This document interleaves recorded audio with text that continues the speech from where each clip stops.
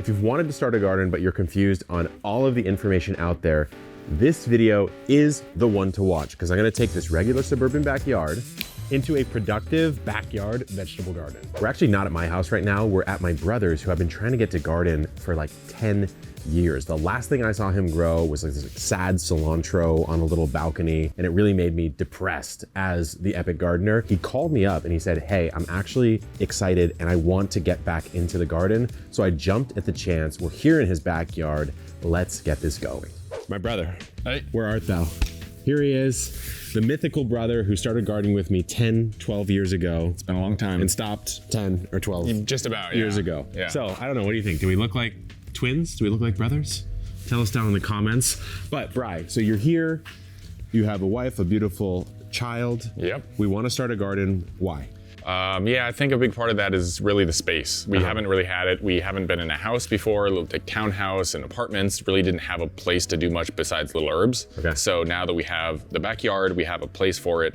We can grow some herbs, vegetables, some fruit trees. With our daughter now, we can get some fresh vegetables, teach her a little bit about gardening back here, which is gonna be really nice as she gets older. So I think that's really been a big driver for everything. There's really two major considerations when you're designing a garden space. The first is, where is it in location to your own home? So if you're in the kitchen and you say, oh, hey, I need some basil, you don't want it to be annoying mentally to come out and run and grab it. And then if we walk over here, the thing you can really get wrong, and a lot of beginners will get wrong, is literally where is it in relation to how the sun plays over your space.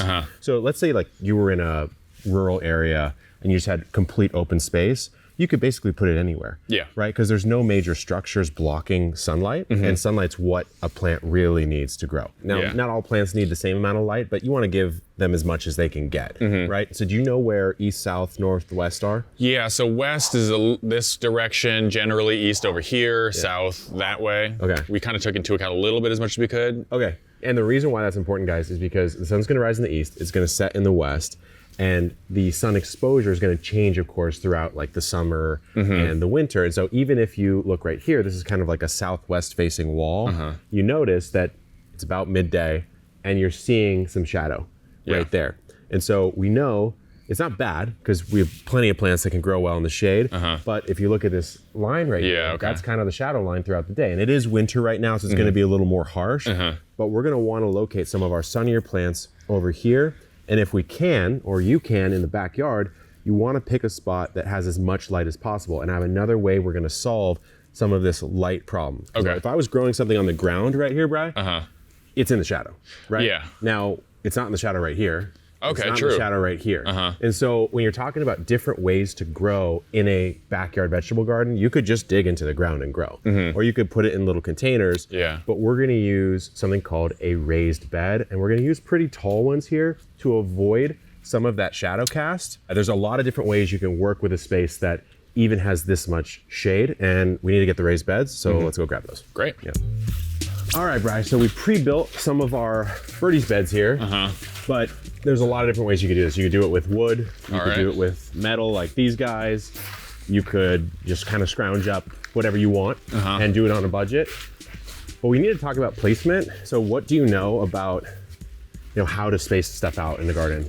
Not much? Not a lot, other than you need space to work in, and that's about it, I guess. Well, there's the height of the bed, and then there's the spacing with which you want to like exist in the garden. When you're walking between a bed, you almost always want about 30 inches. All right.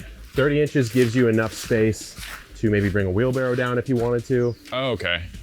Or to bring some tools, or just, just to walk. Okay, so we got the taller beds. I kind of like this. Okay. I think that's generally what we were thinking too. Yeah, it's nice. You get some low, maybe some herbs over there, maybe some leafy greens in that more shaded out spot. And then these ones, you could pretty much grow whatever you want, but we need to grab at least 2 more. The nice thing about these is if you, say you didn't want it to be this shape in the end, you could just move the panels around. Oh yeah, okay, that's true. Switch it out to whatever you really wanted. But we do need to build out 1 more bed. Okay. It's build time. We've got the corners, we've got the side panels. What dimension were you guys thinking? We're doing another 7x2. Okay. Yeah. So we're gonna need all the pieces. Yep. Let's do it. All right. we've got our 2x7 bry. You're putting the liner on, which is helpful for the fingers, but whether you're using one of our birdie's beds or you're building a wooden bed or some other type of construction, after you get past a certain length, it's usually a good idea to have some kind of brace. Even with a wood bed, you could have like a 2x4 going across. In our case, I'll show you how we do it. We got these bracing channels, and you just slide it down, just like this. This is why you don't screw down those last couple right there. Lock it in place. So now we can't come out at all, really. And because of the bracing channels, we can't really go in. Looks It just good. helps from bowing, because like the soil, when it gets wet, can actually exert a lot of force. It's pretty heavy, I guess, too, right? When you get it full. Yeah, exactly. Okay, so we are almost built out. Now we have to get into the problem of filling these beds. It's the most common question anyone has when starting a raised bed vegetable garden, especially when you're using a taller bed or just if you have a lot of beds. Right, we have roughly the layout, which I think looks pretty good, and we'll tighten it up, but we have to solve the problem of soil. The first thing you have to figure out is how much you need, and the way you figure that out is by going back to probably middle school or high school math and doing a volume calculation. We take this one that we just did, the 2x7, so 2 times 7, 14, and then it's 30 inches tall, so it's like 2.5. So that ends up being about 34 cubic feet. That's the volume for just this bed. So this one over here, 34 plus 34, 68. So you do have to crank out the calculator and do a bit of math here. But what I'm gonna show you is 2 different ways to get the soil and 1 technique to cut the amount of soil that you need. So most of the time a plant's roots are gonna get to about here or so. It's fine if they only get to about there. So they don't need to go all the way down. Oh, okay. And you can fill that up with like logs or sticks or twigs or whatever. That's way cheaper than soil. Okay, that So we're gonna fill about half of it with that. That'll cut our entire calculation of soil volume for this whole garden by half. Yeah. So let's hit the nursery. Great. We're here at Armstrong Nurseries, the closest nursery to you, Bri. Yeah. One of my favorite nurseries in the Southern California area. Okay. And tell me what you think when you see all this soil. I don't know where to start, honestly. Yeah, there's a lot. I know. So let's talk through a couple of the different options that you have.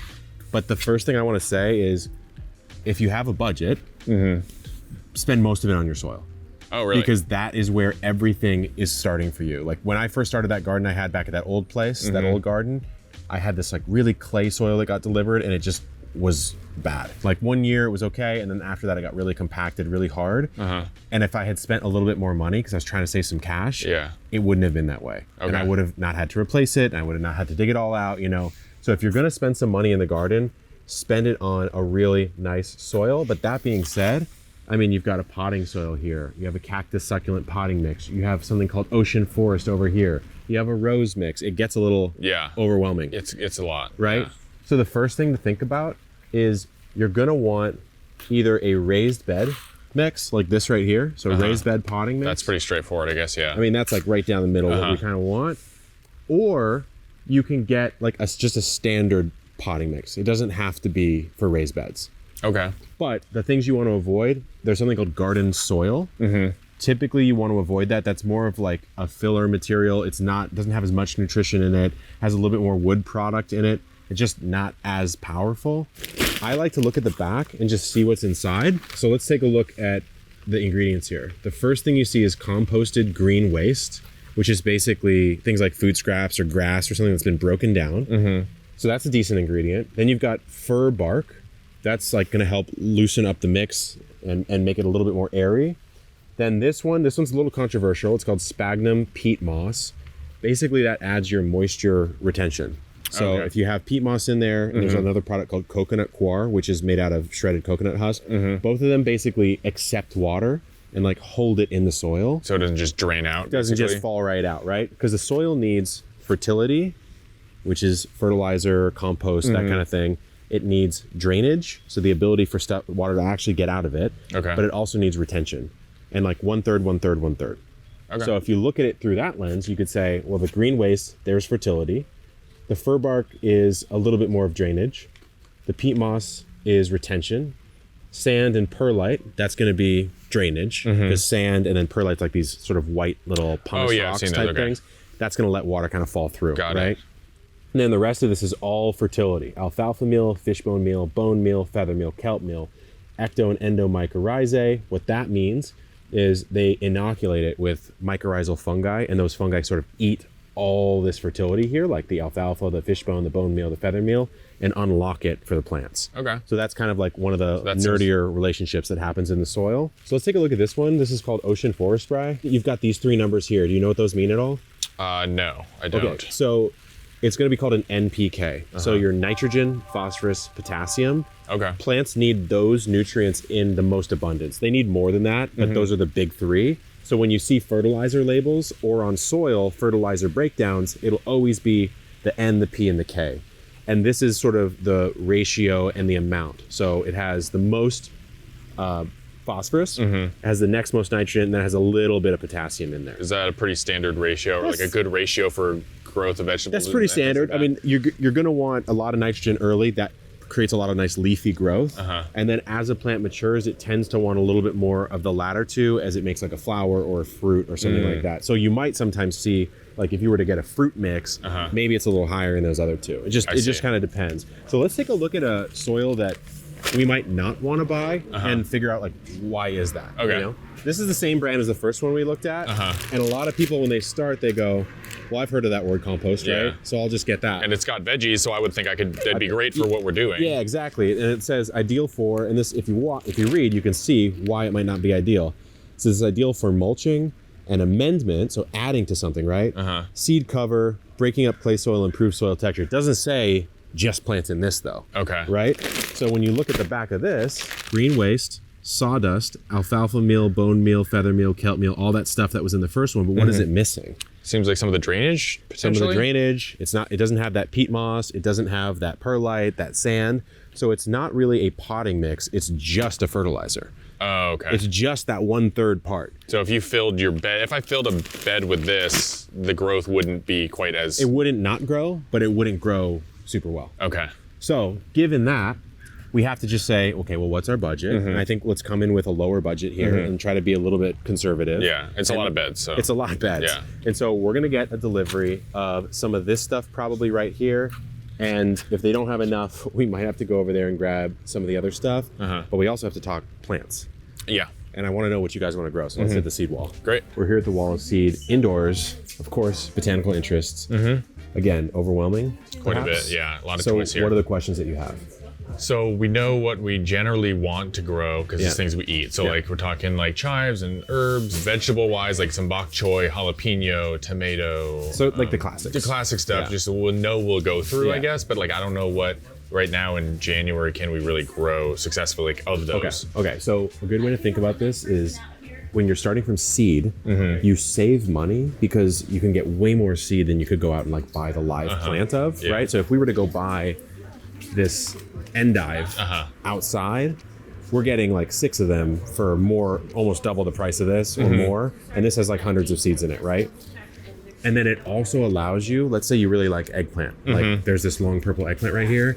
You can't really grow eggplant in January. So you can buy the seeds now, learn to start the seeds, and then you can grow those out when it's actually the season. Got it. And so one way to think about it, because we're going to do both. We're going to get some seeds here, but we're also going to do some seedlings out there, is let's pick the stuff you like, but it's like a summer crop.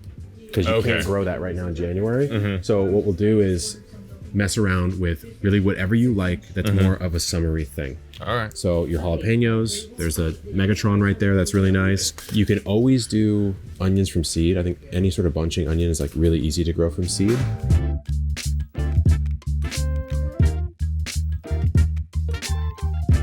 So we've got a good selection. Yeah. Let's go out and grab some like live plants because there's some secrets on how to like get the right ones. Cool. Yeah.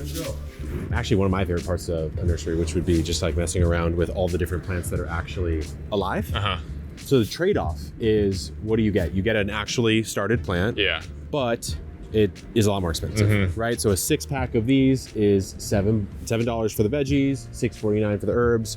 We paid like a couple bucks for the seeds. Yeah. But what are you getting? You're getting time, Yeah. right? So you're getting all the time it took to grow. So how long am I saving by getting like this versus seed? It depends on the seed. So something like a lettuce, you might be saving 1 to 2 weeks. Something like a sage or like a rosemary, you might be saving over a month, or that's maybe not- even 2 months. That's not nothing. You know, or if you bought a tomato, let's say they don't have them here right now, but if you bought a tomato that was like this tall, you're saving 2 months. And you're paying Yeah. $4 more for the privilege, right? That's not bad. So sometimes it's worth it. And also if you're a beginner, we're going to show you how to start seeds, but you might not actually know how to do it that well at the start. And you might start one and then like kill it. Then you lost all the time all over again, right? How do I know what's a good plant? Are we just grabbing whatever looks like vibrant? It's actually a really good question. This guy versus this guy. I mean, honestly, these are all kind of the same, but sometimes you'll find like, you know, I'm personally not going to pick this floppy one against this guy. Just looks more. This one, yeah, you know how you know is like, this one's floppier. There's a lot of seeds down at the bottom. This is not just one plant, right? This is like 5 to 7 plants, and they do that to make it look a little bit more bushy. Because if you just had one little thing coming out, you wouldn't sell it at a nursery, but you don't technically need 7 growing in the same space. And so there's a couple like fun little tips I'll show you, but this one looks pretty nice. And if you wanted to, this again has like a ton of stems coming out. You split those out. You could split them, right? So this Thai basil could become, if you got really crazy, something I've done before is you actually spray all the dirt off, separate the roots out, and replant them all separately. You could turn this one, which is looks like 649, into 7 Thai basil if you wanted. Now it's tedious, but like you could if you wanted to. But we'll throw this in here. The thing about herbs too, by the way, is they all pretty much like the same thing. Almost all these herbs are Mediterranean herbs, like oregano, the French thyme, the sage. Like you can put them in the same bed, maybe that like circular one, and you can just let them go. Okay. Yeah. So sage is definitely one we'd want to do. There's sage. I do see some strawberry here, not herbs. You know what would be interesting? If you did like strawberries in that little circle bed. We definitely would use the strawberries for sure. So that would be awesome. Okay. And is it better to start or is it a time-saving thing again? Like strawberries versus the seeds? You can grow strawberries from seed. We have strawberry seeds at Botanical, but it takes a long time. Okay. And so for a beginner, I would say definitely don't grow strawberries from seed. Absolutely worth doing this. But then you have the dilemma. You can buy just one like this, or you can buy 2 of these 6-packs would probably be great because you'd have 12. So the thing about strawbs is you have what's called June bearing, which I think you get it, right? Yeah. It's going to fruit in June, and then ever bearing. So June bearing is going to basically create like huge strawberries from like June to early July, and then it won't. And then ever bearing is going to make 2 or 3 flushes of strawberries, but they're smaller and it's going to be like kind of throughout the year. If you want like big old juicy strawbs, I would do this. Also, I think they only have this. So we're probably gonna go with this. Should I grab some that are already flowering then? Because that's obviously a good sign. Or no. Actually, what I typically do is when I plant them, I cut all the flowers off. Oh. In the very start. Why? Because I want more leaves first. And it's January. It's not even close to June. And so I'd rather just let them get massive, and then they'll produce way more strawberries in June. So it's not necessarily good that they have the flowers, but it's not bad either. Okay. It's not a big deal. We can just, But some of this growth looks pretty good. Yeah, that looks really nice. You got this nice little thing coming out right there. But then see this? In January, I'd be pinching that right off. And we can do that when we get home. Great. When you're picking stuff to put into a bed, you got to think, okay, well, how much space do I have in that bed? Yeah. Right? So if we were to put the spinach and this kale in that 3x4 foot bed, well, then you have to go, how do I know how much I'm supposed to put in there? That's true, You know? yeah. Like is between those, if we were to plant both of these 6s of these plants, So would that be 12 total one plants? whole, would that be the entire bed essentially? I would say there's probably a little more room because you want to plant these, you can plant this anywhere from like 6 to 12 inches apart. And spinach you can actually put pretty close together. And I kind of like to put plants a little closer in general, especially in a raised bed. So I think we could probably get away with maybe grabbing like some filler lettuce maybe or something. Okay. Like, let's go over here and see what you like. So now it's just like whatever type of lettuce you actually enjoy. Yeah. Romaine is pretty, tried and true, I guess. Yeah. Paris Island is a That one's really famous variety. Yeah, so like you're looking at, a 15-day-old lettuce now, at least. That's pretty good. And so you just save that much time, right? So if you're trying to get like something going fast, seedlings are the way to go. All right, Brian, we've got all the stuff from the nursery. It took a while to get here. And now what we have to do is truly start the construction of the garden. And the first step is to finalize the placement. So do you like where they look in general? Yeah, definitely. Well, first of all, why don't we come down here, dude? Let's look, because you really want to look at like how the space feels, It doesn't have to look absolutely perfect, but it feels better, So if you walk in, you got a tree maybe here, grab some herbs, come down, go here. I like it. Do you like it? Yeah. And there's other ways you guys could play this. Like you could you could arrange these this way, right? Or you could bring this and turn it. Or, you know, these could be at the bottom. There's a lot of ways you could skin it. That's why it's important at this part. You just like think through it, like do some Jenga and just figure out what feels the best. Let's try it going this way, just because we've never visually seen it, so maybe it makes sense that we do it this way. Because then you do have a nice middle line coming through, you know? Yeah. So why don't we lift and try it?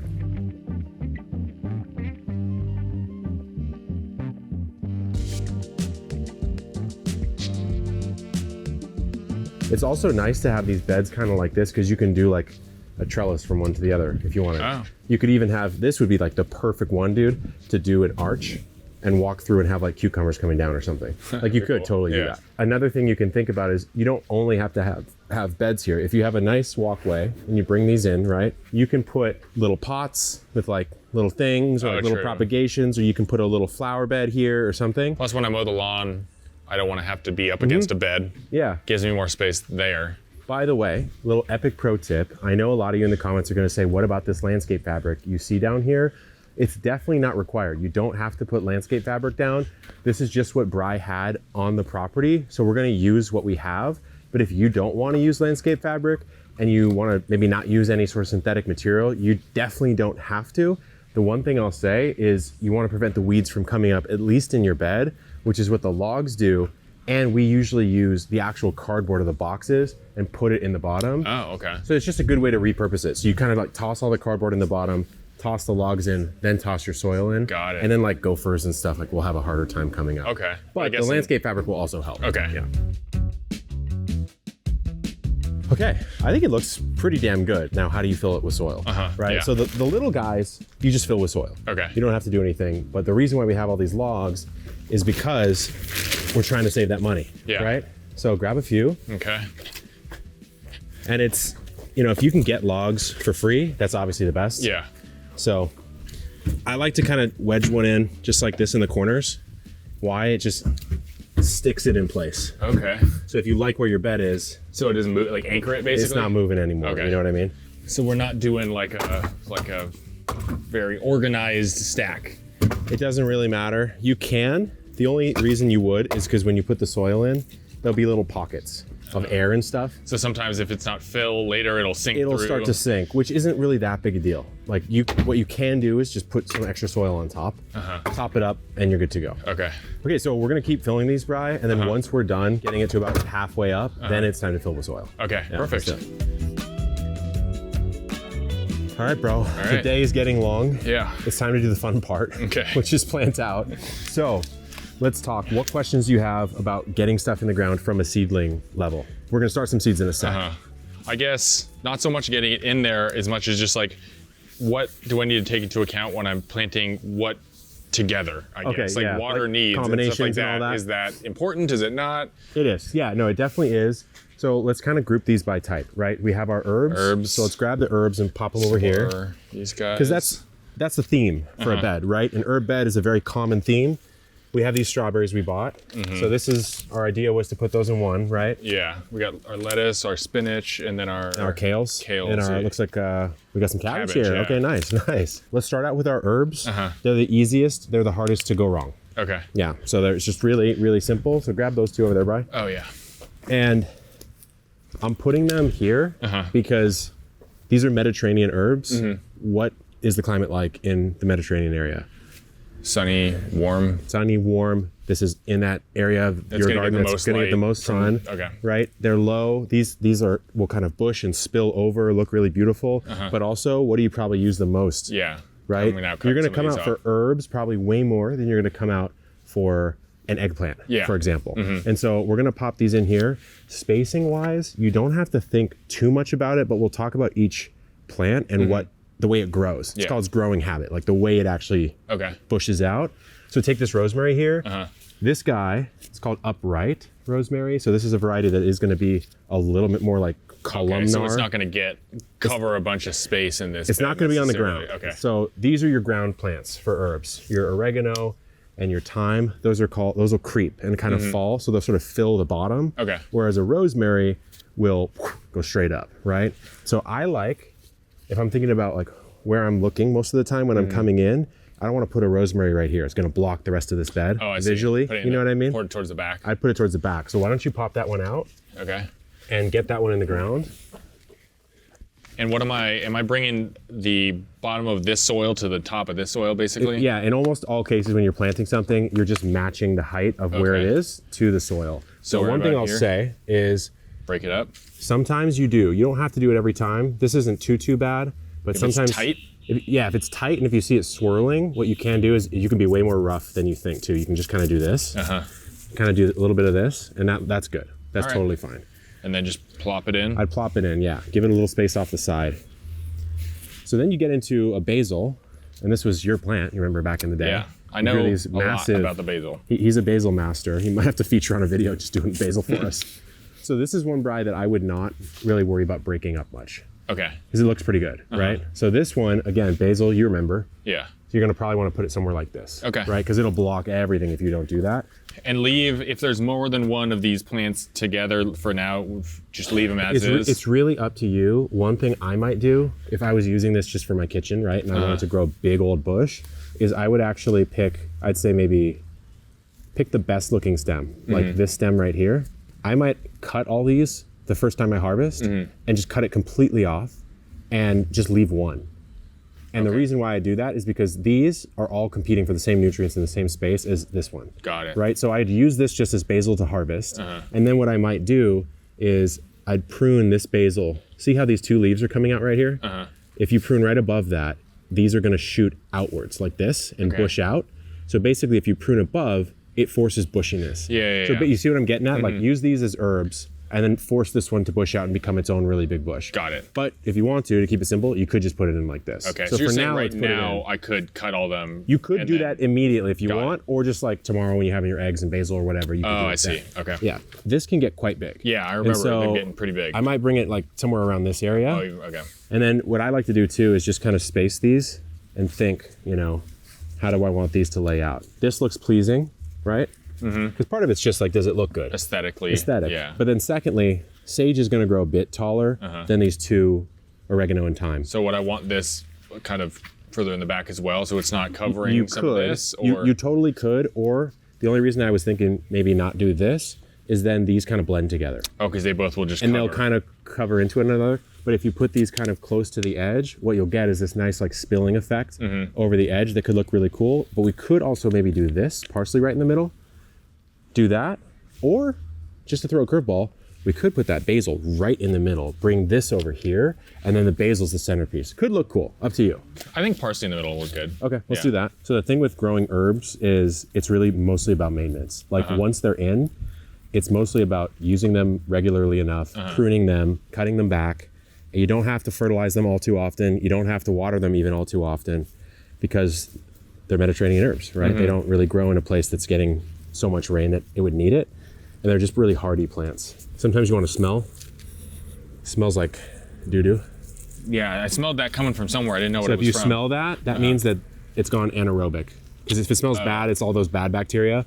Another good reason to kind of break it up, give it a little bit of air, and you don't even really need to water this too much right now because it's already too wet, Why don't you grab those strawberries, Brian, and then I'll get the scissors. All right.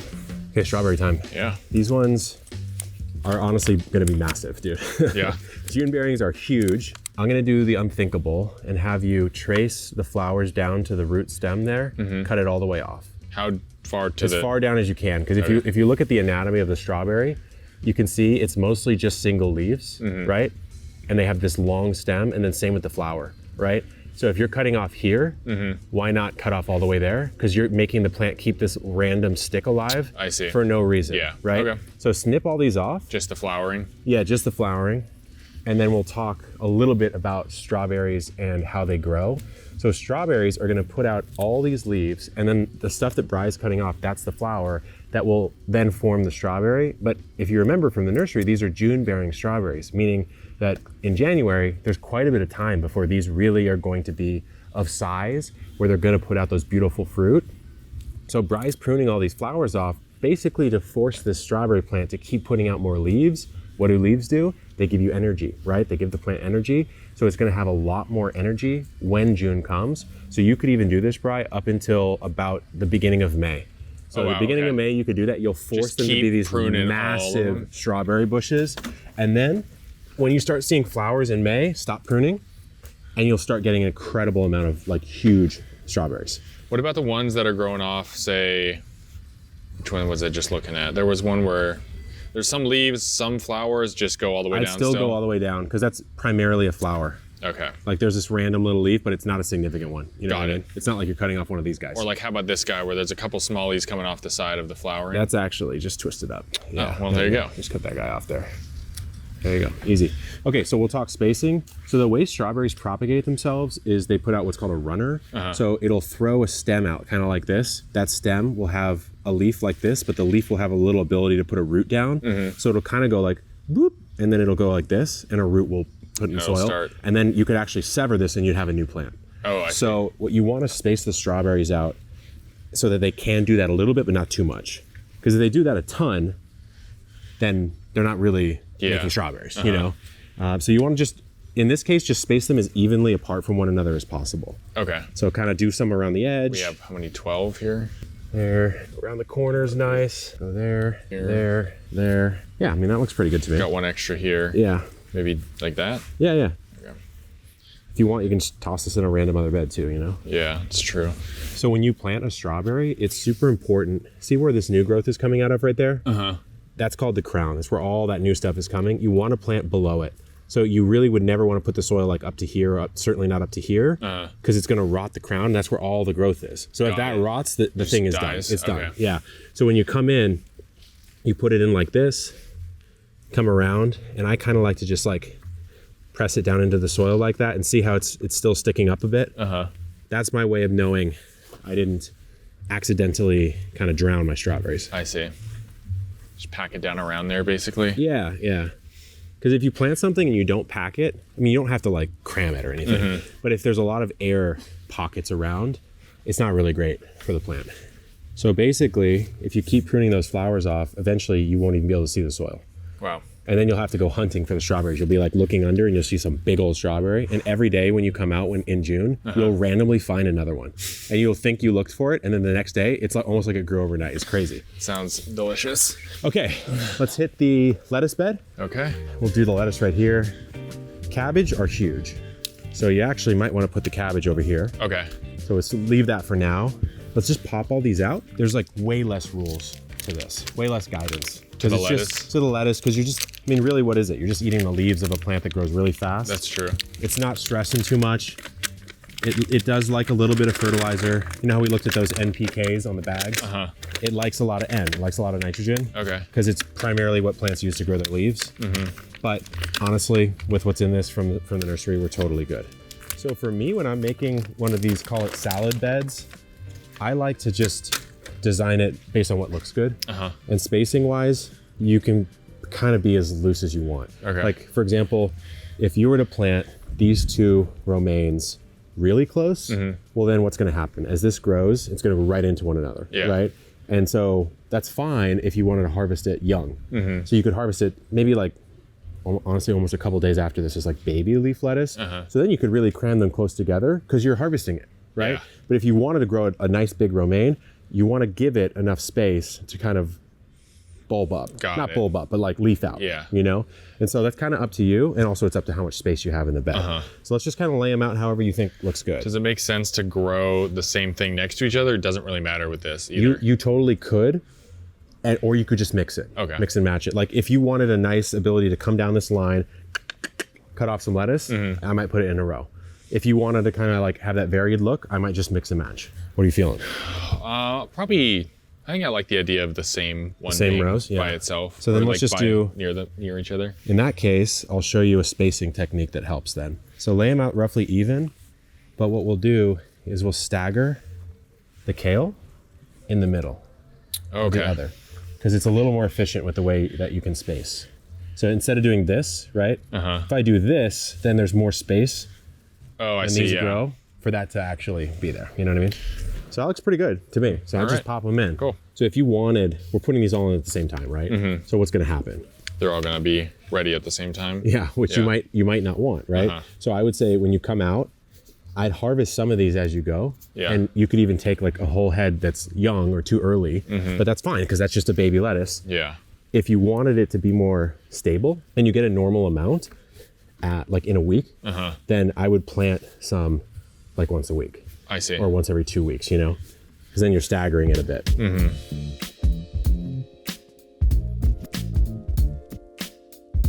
You know my story with cabbage. I've tried and I've failed, and I've tried and I've succeeded, but mostly I've failed to grow giant cabbages. We don't need giant, we just need cabbage. You just need like a couple. We're not looking for couple pounders. The world's best. Okay, so do you know much about how it grows?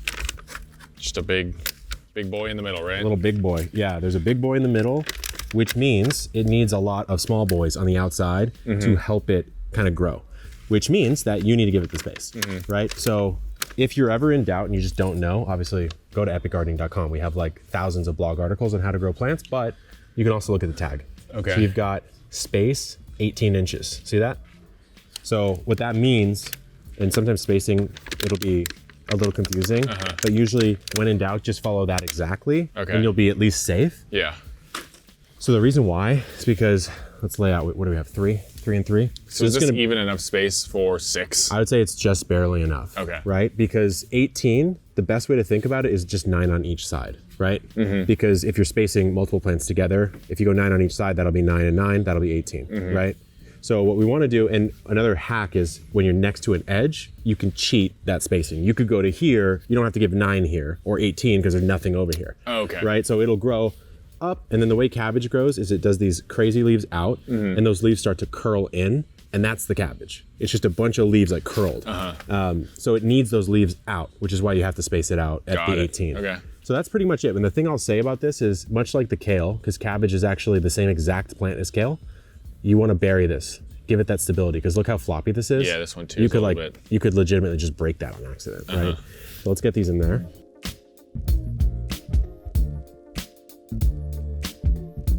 We've just planted out 4 of Bry's beds. There's 2 left to plant, but we're not gonna plant them. I'm gonna show you how to start the seeds that we bought at the nursery. So you don't even have to plant these right now if you don't want to.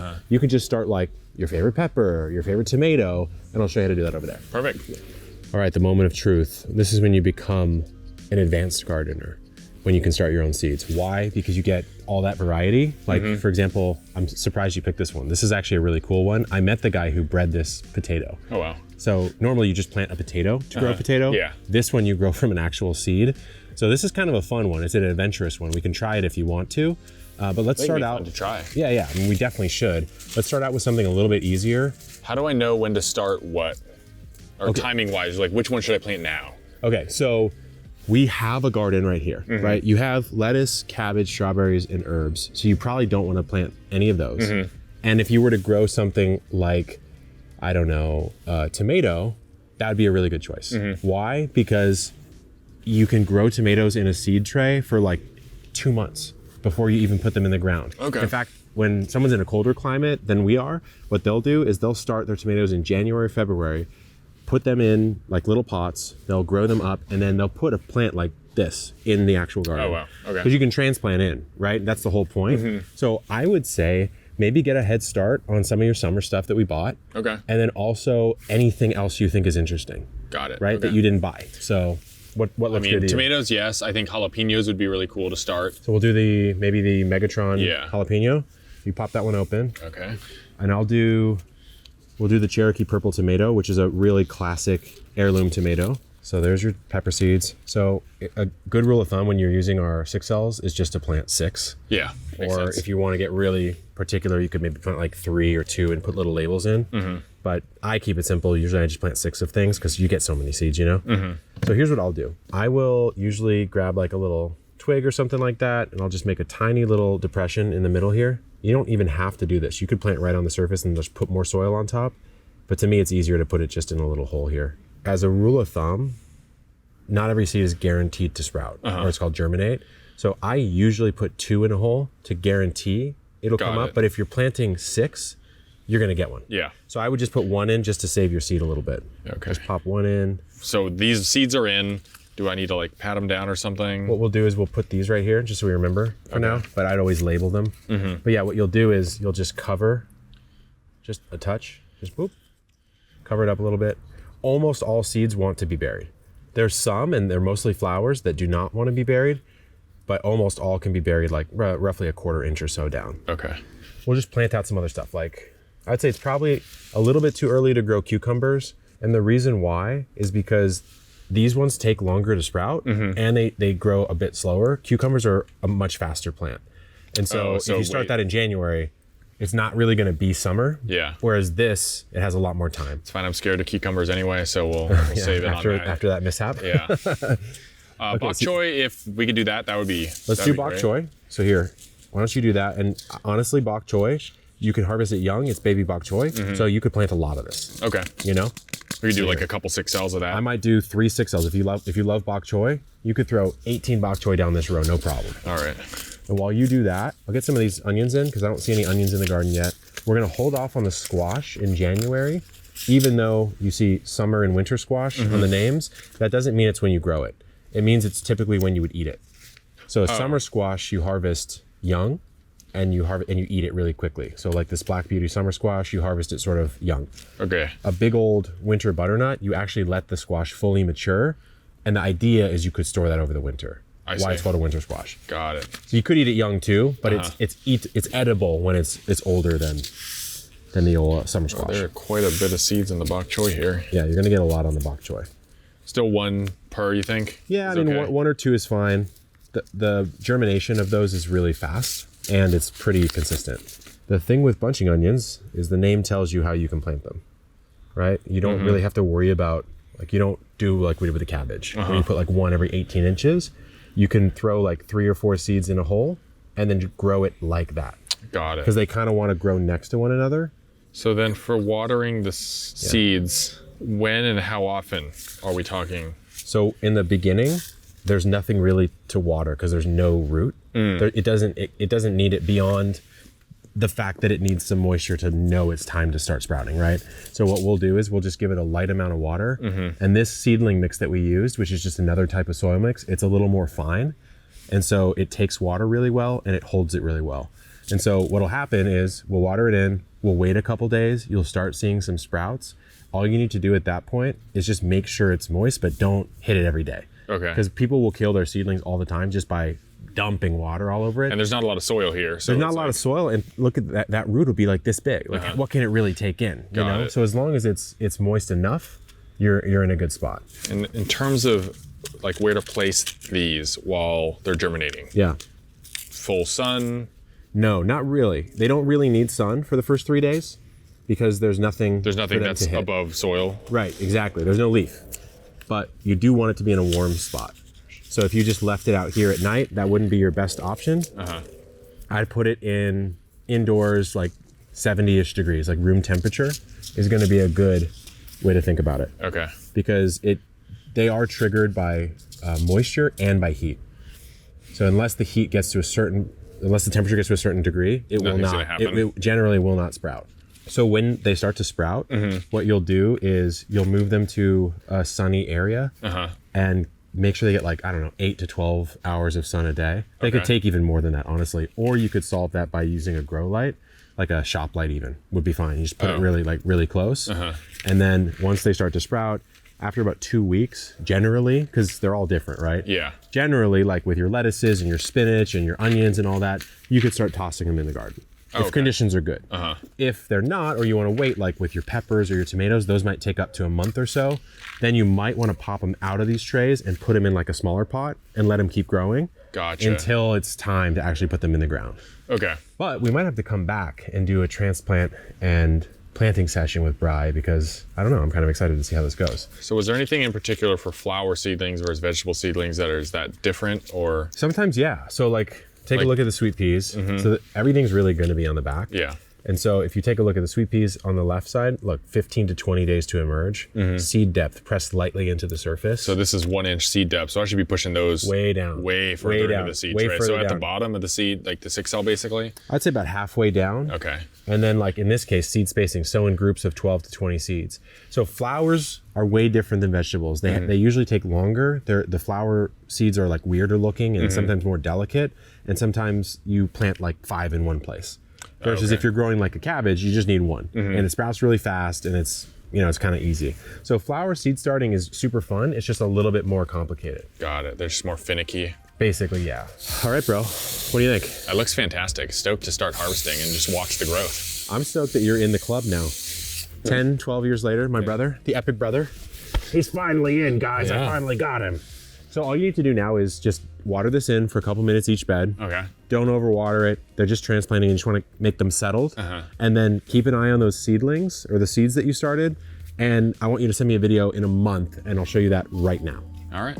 Hey Kev, wanted to give you an update on the garden progress so far. It's been about 2.5 weeks and we've got some good growth and a lot of progress, so let's take a look. We've been getting a lot of rain here lately since everything was planted, which is great. The last bed full of soil, still haven't planted there. We're waiting to get those seedlings in there, but when it comes to what we've done already, doing well. Everything's doing solid. We got the herbs here. We planted a grocery store bought basil and that one's doing all right. But everything else that we planted when we got these in is doing well. Coming over to the strawberries, which are doing fantastic. As you can see, runners are kind of splitting off everywhere. We've been keeping an eye on the flowers and getting those removed so we can get a lot of that growth. But overall, really happy with how the strawberries are doing right now. And then our cabbage is doing well as well. We're getting some bug problems here and we're keeping an eye on that. But beyond that, it's looking good. And then we got our leafy greens, our romaine, kale and spinach. Kale we'll have to take a closer look at, is struggling a little bit maybe. Overall, really happy with how everything turned out, especially with adding the passion fruit and the trees. It's gonna be really exciting to see those start coming in. And as we get into the summer months, see the strawberries start to blow up. Once we get the seeds planted, seeing those flourish is gonna be really exciting. Really happy overall with this garden right now. As Kevin would say, good luck in the garden and keep on growing.